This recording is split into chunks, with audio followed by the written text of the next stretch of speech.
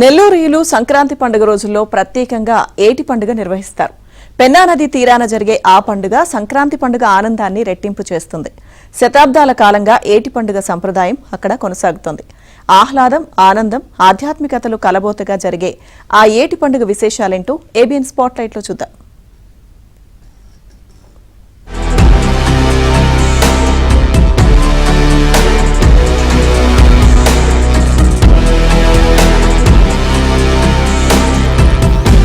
ప్రతి ఏడాది కనుమ పండుగ మరుసటి రోజున ఏటి పండుగ జరుపుకుంటారు. అందుకోసం అనేక ప్రదేశాల్లో ఉత్సవాలు నిర్వహిస్తారు.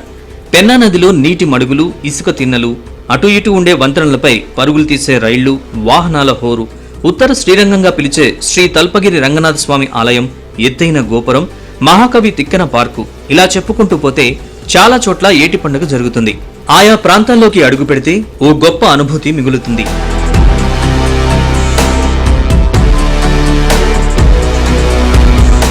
ఏటి పండుగ సందర్భంగా వేలాది మంది కుటుంబాల సమేతంగా పెన్నా నది తీరానికి చేరుకుంటారు. ధనుర్మాసం ఆరంభం నుంచి మహిళలు, యువతులు తమ ఇళ్ల ముందు ముత్యాల ముగ్గులు వేస్తారు. ఆ ముగ్గులపై ఉంచే గొబ్బెమ్మలను పండుగ వరకు దాచిపెడతారు. ఆ గొబ్బెమ్మలతో గోదాదేవి బొమ్మను రూపొందించి ఏటి పండుగలో ప్రత్యేక పూజలు నిర్వహిస్తారు. అనంతరం గోదాదేవిని పెన్నా నదిలో నిమజ్జనం చేస్తారు. గోదాదేవి అంటే శ్రీ మహాలక్ష్మీదేవి మరో రూపమని అందరూ నమ్ముతారు. గోదాదేవి పూజలతో సాక్షాత్తు ఆ లక్ష్మీదేవి తమ ఇంట కొలువై ఉంటుందని భావిస్తారు.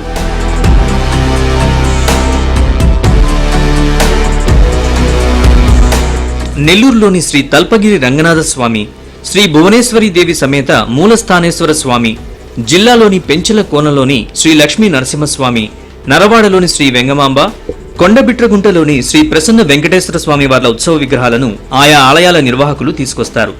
పెన్నా నది తీరాన జరిగే ఏటి పండుగలో భాగం చేస్తారు.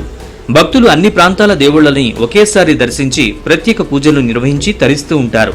మహిళలు భజనలు చేస్తూ కోలాటాలాడుతూ ఆధ్యాత్మిక పారవస్యంలో మునిగి తేలుతారు. అనంతరం దేవతామూర్తుల నగరోత్సవం నిర్వహిస్తారు.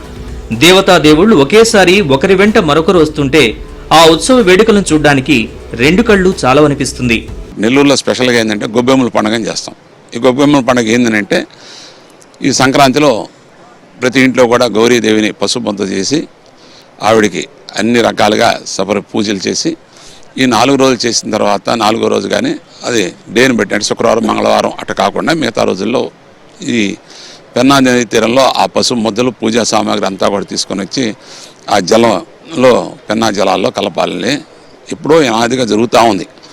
అదే రోజు దేవాదాయ ధర్మాదాయ శాఖ ఆధ్వర్యంలో ఈ నగరంలో ఉన్నటువంటి దాదాపు 14 దేవతామూర్తులను కూడా ఆ రోజు అక్కడ తీసుకొని వచ్చి ప్రజలకు అందుబాటులో తీర ప్రసారం అనేది జరుగుతూ ఉంది.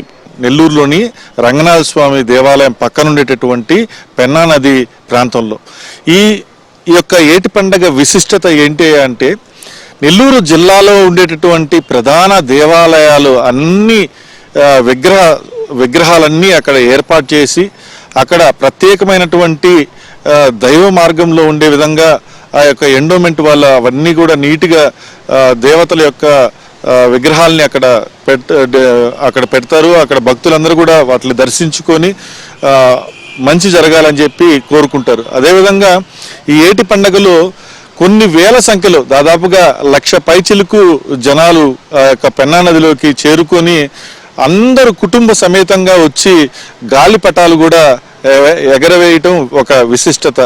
వేలాది మంది కుటుంబాలతో సహా ఏటి పండక్కి విచ్చేస్తారు. నగరంలో వేర్వేరు ప్రాంతాల్లో ఉండే బంధువులు, స్నేహితులు అందరూ కలుసుకుంటారు.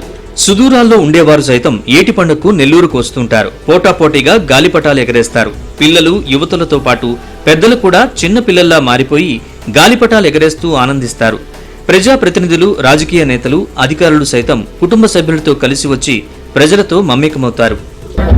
ఇటువంటి కార్యక్రమాలు జరగడం వల్ల సంబంధాలు, మనుషుల మధ్య సంబంధాలు పెడతాయి. ఎందుకంటే ఇక్కడ మెయిన్గా ఈ గొప్పంగా అంటుందంటే నీళ్ళలో గొప్పమ్మలు వదలటం, రెండోది కుటుంబ సమేతంగా ఇంట్లోనే భోజనాలు వండుకొని అది తెచ్చుకొని అందరూ కూర్చొని తింటుంటారు. అంటే ఇక్కడ తిననే దానికంటే కూడా అందరూ కలిసిమెలిసి ఉండటం, ఒక అన్యోన్యత, ఆ బంధాలు పెరిగే యొక్క జరుగుతుంది. అందుకే సంక్రాంతి ఎప్పుడొస్తుందా అని నెల్లూరు జిల్లా వాసులు ఎదురు చూస్తుంటారు.